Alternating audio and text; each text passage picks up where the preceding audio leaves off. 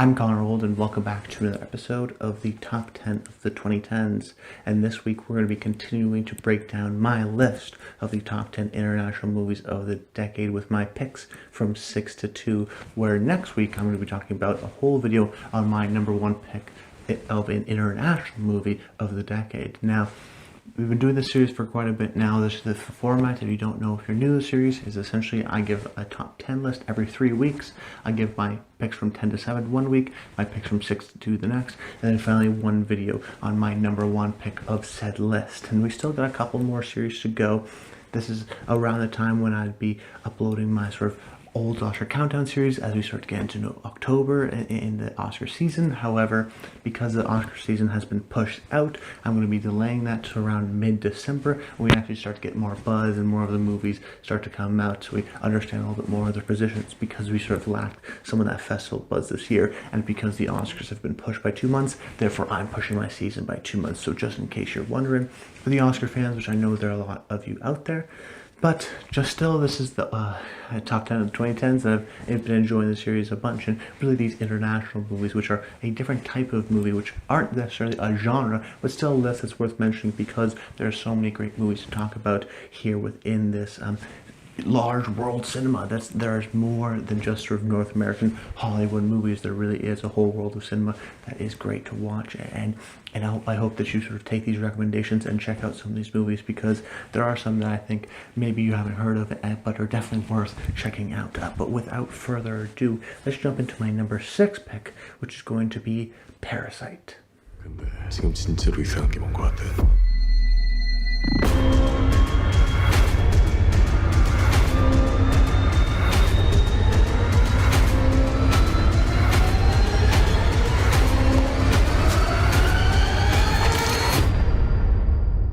The Oscar Best Picture winner of last year, maybe the most important movie of the decade, definitely the most important international movie of the decade, and maybe a perfect movie. These are all maybes, but I think it could qualify for every single one of them. It is without a doubt a landmark movie within this decade.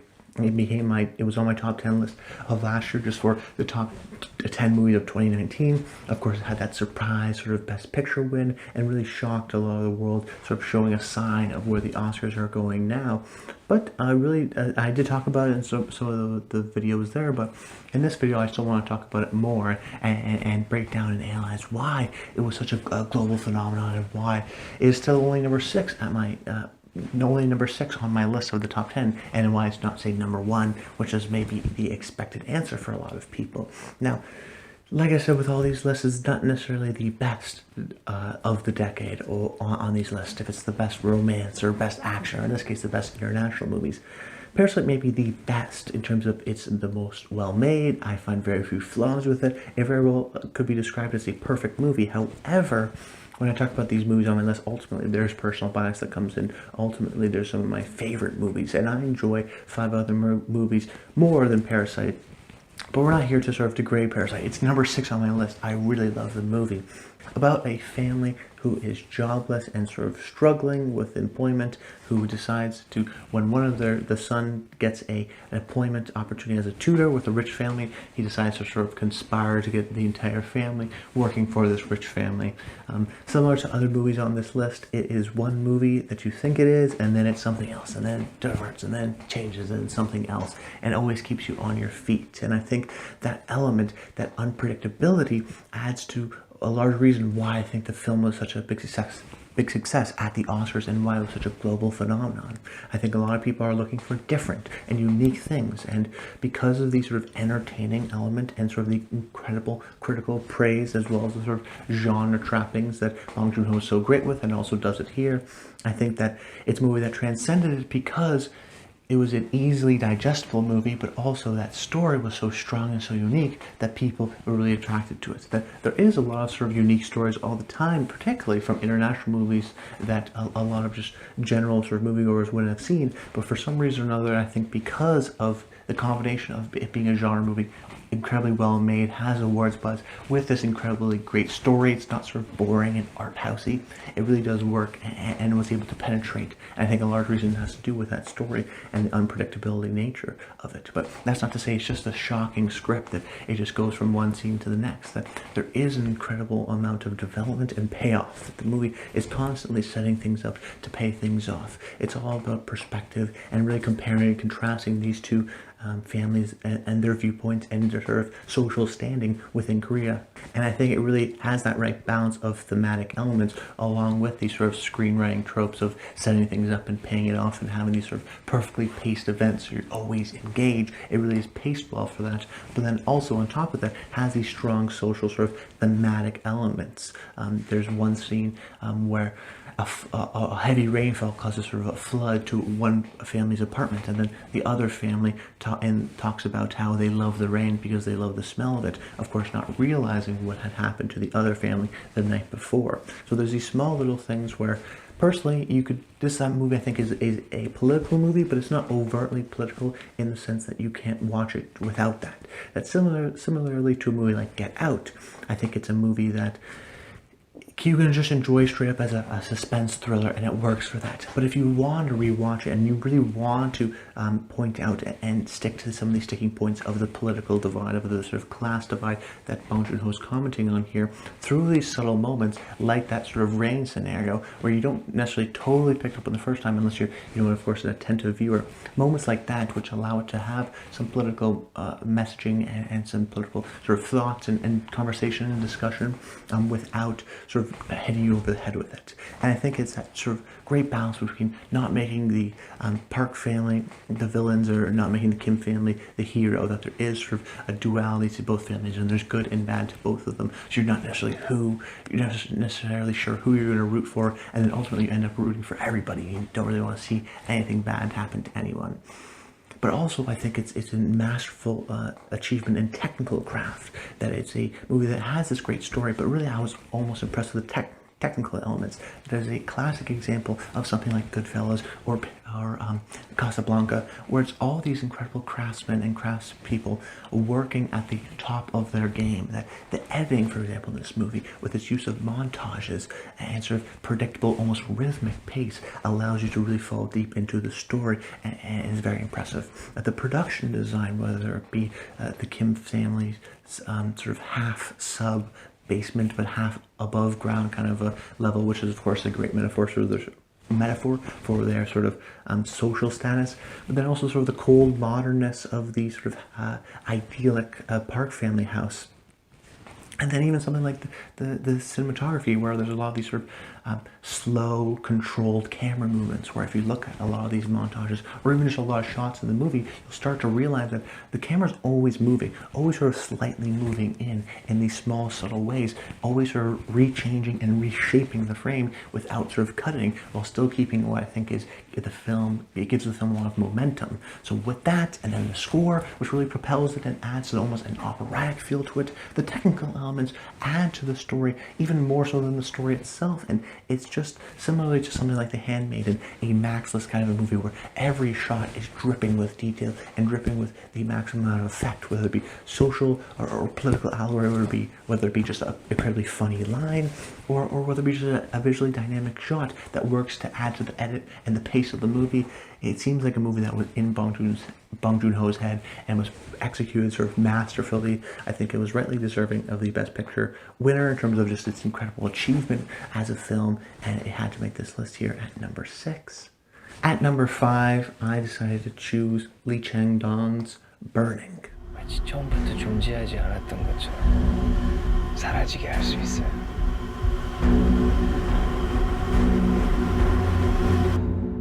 거기에 옳고 그런 건 없어요.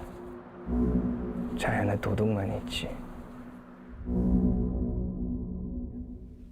Now this is actually my favorite South Korean movie of the decade. As much as I do like Parasite, Burning has another element to me where, at least personally, when I come to movies, I'm always looking for a strong emotional impact. A movie that's going to stay with me for many years to come. A sort of almost inexplicable factor that impacts me, and I think Burning does that more so than Parasite. Where Parasite is definitely a movie I enjoy, and it's entertaining, and it's very thought-provoking, but it doesn't have sort of the emotional core impact that, say, something like Burning does.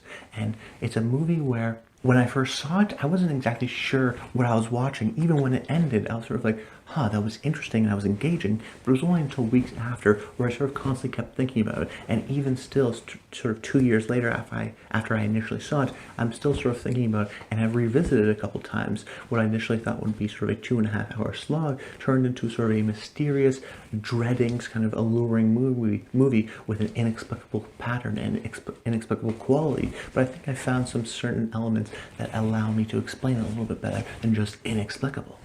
I think it hits that perfect balance of a mystery movie. Now, the movie is about a young man named Jung-soo who befriends this local girl that lives near him, Hae-mi, and one day she introduces him to a friend of hers named Ben. And then as he starts to learn more about Ben and his relationship with Hae-mi, he sort of becomes more suspicious and wondering what his intentions are and what's going on here, and it feels like something bad is about to happen. And then the film sort of goes from there.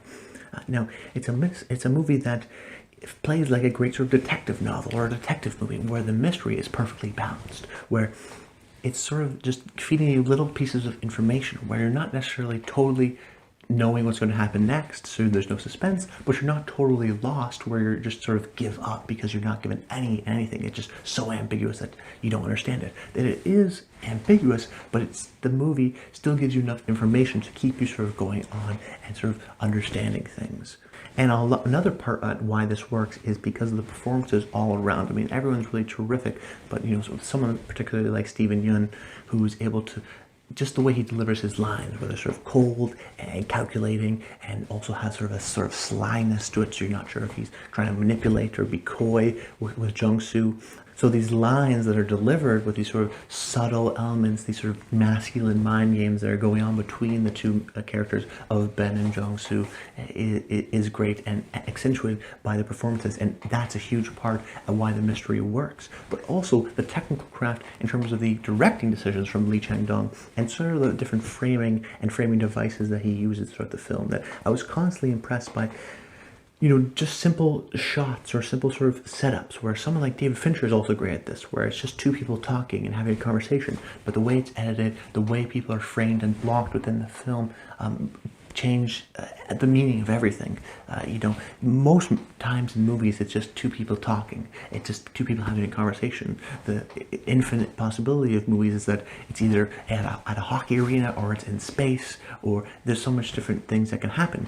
So what Lee Chang-dong does here is resist sort of these two shots, these sort of reverse shots, often sort of changing things up. There's one shot that I like when they're looking out to the fields, where Ben, Steven Yeun's character, is just sort of looking straight ahead, and we see sort of a two-shot of Ben looking straight ahead, but then Jung-soo, his whole body is sort of turned looking towards him when Ben is not even acknowledging him and sort of looking straight ahead. So just by that sort of one shot and that sort of back and forth, we get the sort of power dynamics between the two, that Ben in this case has the upper hand, that he's sort of telling Jung-soo, and Jung-soo sort of leaning in and listening more and has his full attention to Ben, but Ben couldn't even care less about Jung-soo and sort of just admiring the view of the fields. Now, I think similarly to Parasite, you can read it as a sort of social, political comment on modern-day class divide in South Korea. However, I think it's actually larger than that, and I think a lot of the political elements are maybe overblown by a lot of people, that actually that's not what I necessarily got out of it. That it really is sort of this back-and-forth mind play, sort of word battle, less so with sort of Aaron Sorkin type big speeches, but about ways things are interpreted, about perspective and about interpretation between these two men, between Ben and Jung-soo. Now, Hae-mi is sort of the love triangle center where they're sort of both lusting after, and that's sort of the end goal, but the two men, I think, and their dynamic is what interests me personally, how Ben uses his sort of intelligence and his sort of cockiness to play and toy with Jung-soo, or at least that's how it seems, that you realize quickly on in the movie that this movie is entirely from Jung-soo's perspective. So the way we see characters like Ben and Hae-mi is through his lens, so we have to understand that maybe this guy isn't a totally trustworthy narrator. Maybe rightfully well done with with Lee Chang-dong's character. Maybe he's sort of suggesting certain things, but we always have to keep in the back of our mind that actually this movie is from Jung-soo's perspective.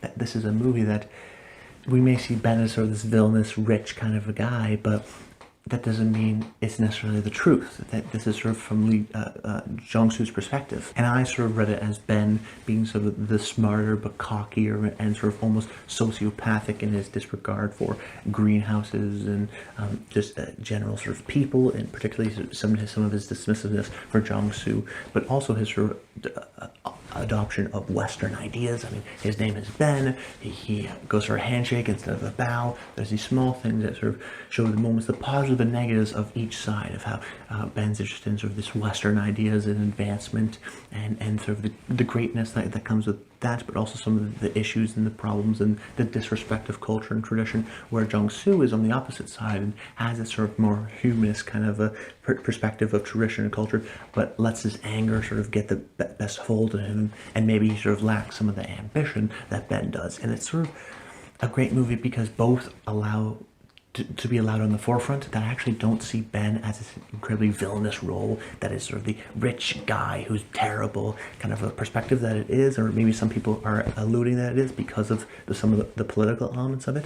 That I think it's true that both can exist at the same time, that this movie is from Jung-soo's perspective. So of course Ben's going to seem bad, and of course every word that he says is going to be misinterpreted to the most negative viewpoint. But stepping back at it, realizing that maybe not what you're seeing is totally accurate in terms of the truth and the reality, we start to see some of the dualities that both things can exist at the same time. That the sort of, we'll call it the Korean mentality of humility and tradition versus sort of the Western ideas of ambition and wealth sort of can exist at the same time, and can be positives and negatives of both. But it's really the master of this movie is, yes, there's those political elements, but it's great just seeing the way things are misinterpreted, the sly coyness that is seen to be put off, the sort of cold and calculating nature, or almost the privilege that Ben has that sort of Jung-soo definitely does not have because of his social standing, and how that's sort of being played and has these dual meanings. So I think it's a movie that could not pull you in, and I totally get that, but for me, I was totally engaged with the mystery, and then looking back on it and sort of the coy wordplay and some of the different perspectives and introspection and interpretation of said events. It's an interesting sort of dichotomy and a movie that has just incredible dread and intrigue, while allowing these larger themes to take hold and also sort of be at the forefront of the movie as well. Great performances all around, incredible interesting mystery with some interesting sort of political and just sort of power dynamic themes accentuated through the directing of Lee Chang-dong. It's a really fascinating movie, and a movie I have a hard time explaining, but I hope that sort of gives you a little bit more of the dynamic and why I appreciated it. Then my number 4 pick is going to be Phoenix. Sie sind hier gewesen an dem Tag, als Nelly verhaftet wurde? Wer sagt das?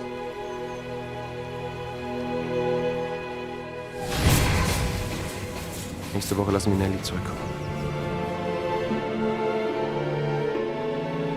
One of the most engaging and brilliant setups to a movie I have ever seen, from what I think is a very underrated director of this decade, Christian Petzold, who last year also released Transit, which was an interesting movie and a different kind of a movie. But ultimately I went with Phoenix here because it really blew me away the first time I saw it, because of just this terrific premise and then how it's executed. It's about this woman who survives the Holocaust just barely and gets a terrible fire sort of burns all over her face and needs facial reconstruction. So she goes through the surgeries, and then when she's back in Germany, she has to sort of confront the fact and tries to rekindle with her husband, but her friend has informed her that she believes that her husband actually ratted her out to the Nazis, actually gave her up to the Nazis, and she has to sort of now, while dealing with this reconstructed face, find him, confront the idea of telling him, seeing if he'll recognize her, seeing if their love is still there, and then where it goes from there is an interesting fascination. And just right up until the end, I was on the edge of my seat, and I think it's the perfect example of dramatic tension. That on one hand, it could definitely have been easily a melodrama. It's a movie where this woman's coming back from the Holocaust. It's about love and betrayal. She's also dealing with this facial reconstruction surgery.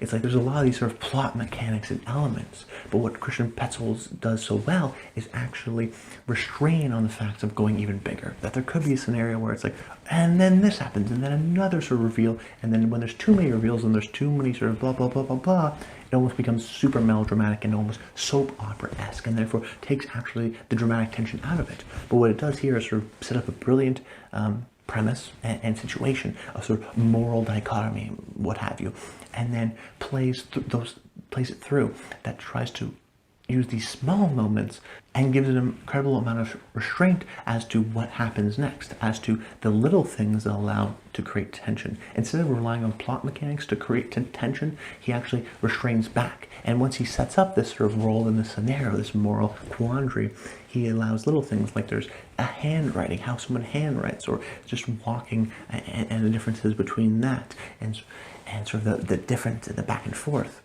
So there's these small, really incredibly tense moments through small little things that you wouldn't necessarily think would have great meaning in sort of the large scheme of things, but really have incredible tension and suspense within the movie.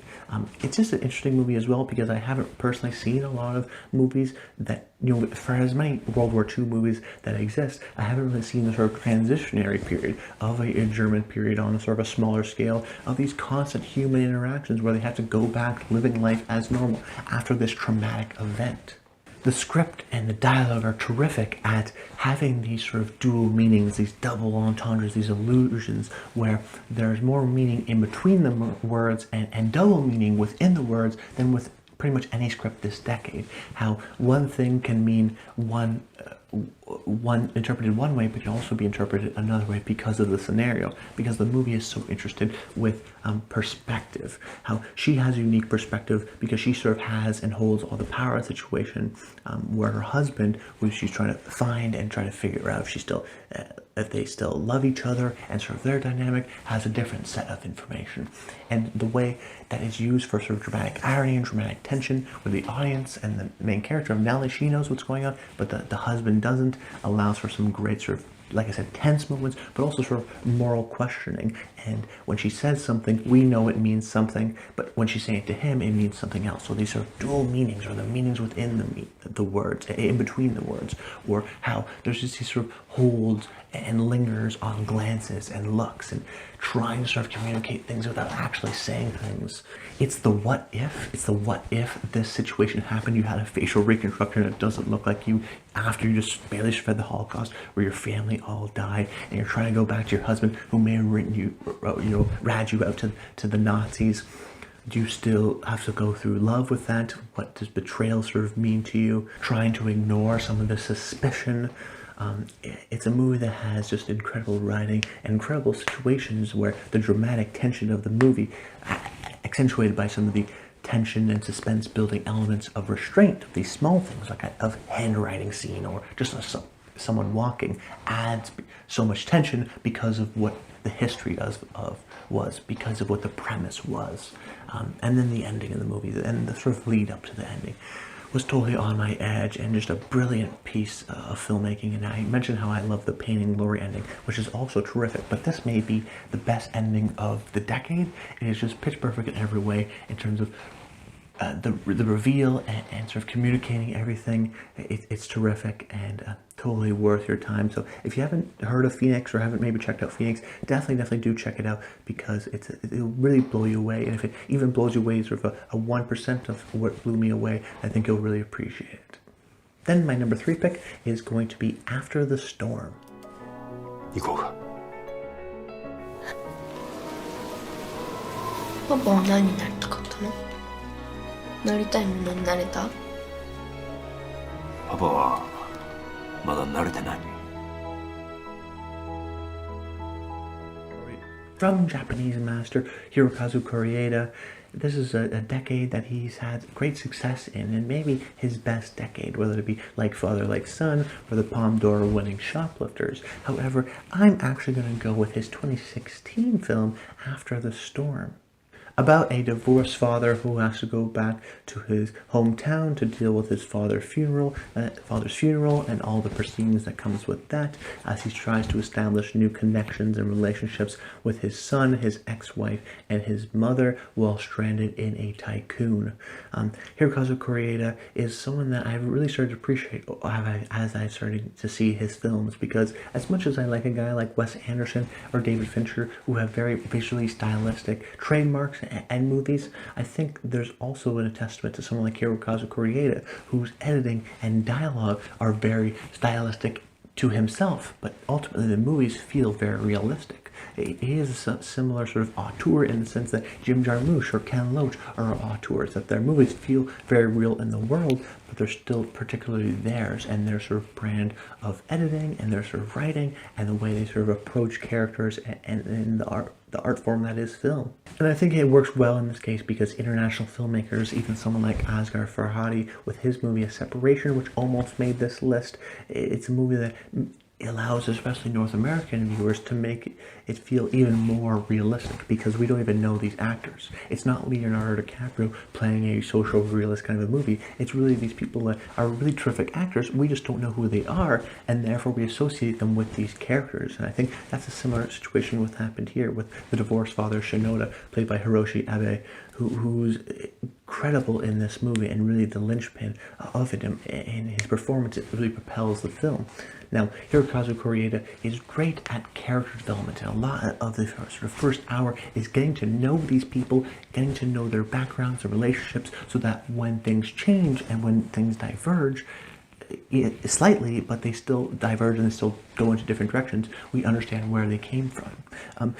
And it really is a testament to realize that, this is a 2-hour movie, and he's able to sort of set up these characters, who they are, with crystal clear sort of understanding of who they are, their motivations, and what kind of a person this is. And then the second half pay it off, where so many TV shows are lauded for their character development, but take 4 times the amount of time, where in a miniseries that's say 6 hours, you get the characters and their understanding after 4 hours. There is a testament to it, this being a movie, of how the first hour we totally get who Shinoda's character is. He's a divorced father. He's a writer, but wrote the book a long time ago and is sort of researching for his new book by playing and working as a private investigator. However, it's sort of the understanding that he has been a private investigator for a long time and is constantly gambling his money away. He has a significant gambling problem. And we have that sort of solid foundation, that strong characterization, where within an hour we know where this guy is, we know his relationship with his mother. All these characters feel real and feel genuine. And I think that's an element of Koreeda's films, which also attests to his auteurism and sort of his authorship over the film, is that his films, in my opinion, have the same level of escapism as something like Star Wars, where Star Wars is about worlds and bright colors and different locations, and in that way it's totally foreign to us, therefore it's like escaping into another world. But in here, you may ask, Connor, why is a real world escapist? But for me, because the attention to detail, because these characters feel real, because the rules of the world feel real, because sometimes the camera movement and shots are sort of non-obtrusive and don't get in the way, all these things feel real because the same way Star Wars has to feel real because it feels real within that setting. The rules of the world aren't portrayed. Well, in this movie, the rules of the real world, which is this world, aren't portrayed either. So because it's a sort of an international film, I'm foreign to these actors. I just associate them with these characters. It's a world that I sort of somewhat know, but the rules are sort of all being adhered to. And because it's sort of editing and rhythmic nature, I actually do consider this a type of escapism because of how naturalistic everything is, that you forget that these are actors. You feel like these are real people, and that's once a testament to the editing and the rhythm, but also sort of the characterization and the development throughout the film, so that when the sort of small change happens in the second half of the film, during the tycoon, we understand how just as an analysis and a movie about a small change in someone's life, it's really effective. And I think that sometimes we can get a little bit appreciative of these movies that are huge and large and are about life and death and everything in between and these huge moral quandaries. But when we take a movie like this, which is 2 hours about a small moment in this man's life that ultimately changes the way he looks things, where he's constantly contrasting his father's death and how his father was to how he's treating his son now, and sort of the realization that comes through his father's death. And that sort of slight change where it's not obvious, it's not grand, but because we understand the character and the realization so much, and because there's sort of a slight change in the middle and that changes his perspective going forward, it makes total sense. These characters feel totally real and their motivations make sense. The dialogue feels naturalistic and never out of place. So like I said, it does have that escapist feeling like we're just watching a real life movie or these real life people in these interactions, and how this small thing within the grand scheme of things and in terms of the universe and the world and everything doesn't really matter, but within this character, within this man's life, it really is sort of a cataclysmic sort of change. And Koreeda is great at communicating that by telling us who this character is through the writing, the dialogue, and the editing of the film. And then when we see the change, we are more emotionally invested in sort of the characters' relationships and their dynamic with one another. It's a brilliant movie about some of these subtleties, about some of these smaller moments, where it's a movie that is very realistic, but so many times the realistic is associated with gritty and harsh and poverty than sometimes. But this is a movie about just real people in a significant moment in their life, in sort of a snapshot in this sort of 1-2 day sort of a scenario, and is a brilliant kind of a portrait of Koreeda's, which is, I think, a testament to a lot of Koreeda's movies, which is about these sort of humanist tales of people just trying to live their lives and some of the beauty that comes within the everyday mundane. I think it's a brilliant movie of social interaction and relationships without it being too big, but with therefore hitting, I actually think, a lot harder because it's not overly melodramatic. It's simple, but it's incredibly effective. If you've seen something like Shoplifters, which was a very buzzed about movie a couple of years ago, I think you should definitely check out After the Storm. It is, in my opinion, just as good. I also think it's better. So check out After the Storm. Then my number 2 pick, the final movie we're going to be talking about in this list, is going to be Blind. Hur är det med din komma och allt sådär? Inte spela nu alltså. Okej. Gick ljuset precis nu? Nej.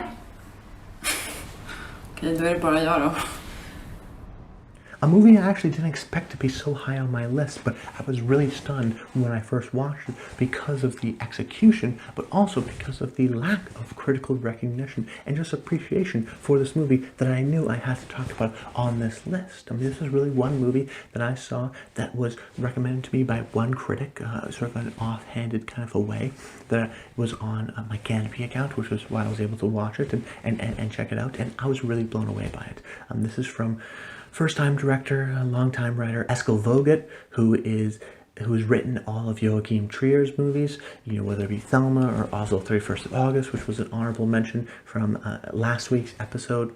This time he's directing for the first time and does so in a very kind of Charlie Kaufman-esque, weird, comedy / serious, visually inventive, unique sort of a movie. It's about a Swedish woman living in Norway who was recently sort of turned blind. And we see her, and what she does is sort of, because she's newly blind, she's still able to sort of fantasize and visualize things. So that's what she does most of the day, is sort of visualize and fantasize and live out sort of these alternate lives. And then we also see, when she's not in the apartment, her husband and his interactions, as well as separate interactions between these two other people, so her husband and then these two other people who we don't know anything about, and how their sort of lives come together. And then throughout the film we start to question those lives and the fantasies that she makes up, because the husband starts to tell stories about events, and then she fantasizes about maybe how the events go, or maybe that's actually her going to the events, and the through blend and the line between truth and fiction and fantasy and reality starts to blend.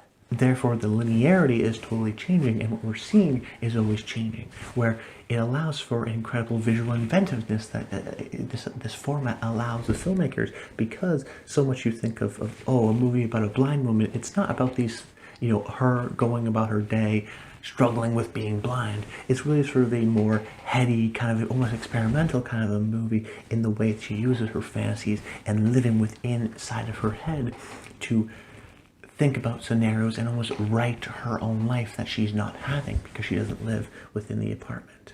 And it does so and allows us to sort of confront these themes, these sort of marital problems, through comedy, through hilarity. It can be a very funny movie as well, sort of a serious movie talking about some of these themes of marriage and old-time friends and relationships and infidelity and all these different kind of elements that are confronted throughout this movie, but told through sort of a semi-serious, semi-funny kind of a mix of a blend. And there's these moments where the visual inventiveness are really shown off, where we understand at the beginning we think it's just a normal conversation between a husband and a friend who he hasn't seen in a long time, and they're in a cafe and they're just talking back and forth, and then it's a simple, you know, shot, reverse shot, they're going back and forth, and then on one of the shots it seems like they're maybe on a train, and then another shot they're back at the cafe, and then they'll go back and forth, and then no, they're definitely on a bus this time, and then the sort of fantasy in the background of the setting starts to disappear, and we start to understand, no, actually this is a fantasy. This is the perspective and the recreation of what Ingrid, who's the Swedish woman, the blind woman's, her fantasies, what she's thinking about her husband does when he leaves the apartment and she stays indoors. And this sort of craziness and unhingedness, I don't think is just crazy and unhinged and confusing the way, you know, sometimes some crazy kind of movies can feel.